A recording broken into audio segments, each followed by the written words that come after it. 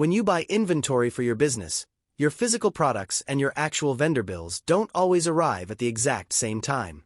If you use standard bills to log your inventory, your accounts payable numbers jump immediately, even if the supplier hasn't officially billed you yet.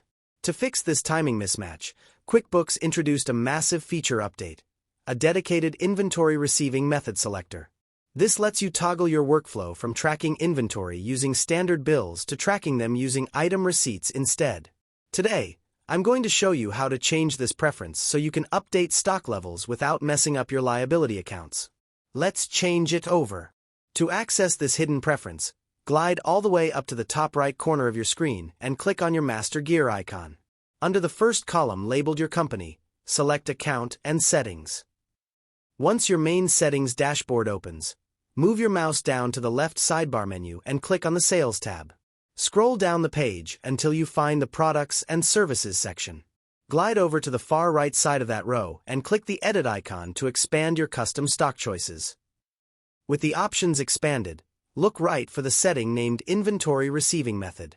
By default, it's set to Bills and Expenses. Click that drop-down and change it to Item Receipts. QuickBooks will pop up a confirmation screen explaining that from now on, regular bills won't automatically alter your stock levels on hand. Agree to the switch and click the green Save button. Now that your settings are updated, your day-to-day workflow gets an upgrade. Whenever stock lands at your door without a bill, just go to your left navigation menu, click All Apps, open Inventory, and hit Item Receipts. Choose your supplier, link their original purchase order, and hit Save.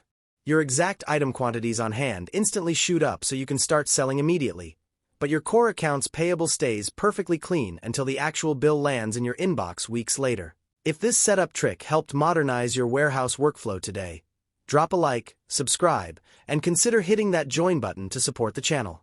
Thanks for watching, and I'll catch you in the next one.